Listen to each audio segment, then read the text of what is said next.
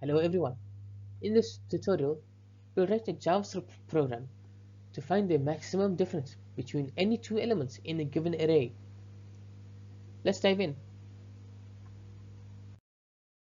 The challenge is to compute the largest difference among all possible pairs of integers in the array. This problem is essential for understanding pairwise comparisons in data. This program iterates over all pairs of elements in the array to compute the absolute differences, updating the maximum difference as needed. Here's how we break it down step by step.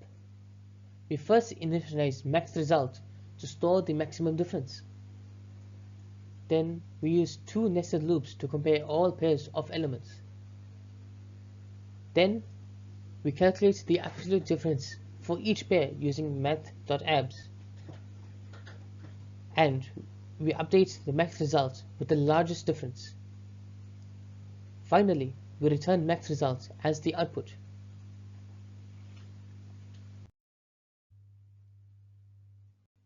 In this example, the maximum difference is 8, calculated between the smallest element, 1, and the largest element, 9.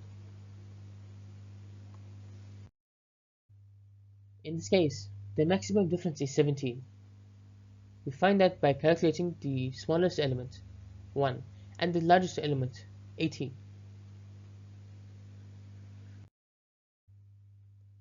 The ES6 version uses the for each method for a clean and modern approach while maintaining the same functionality.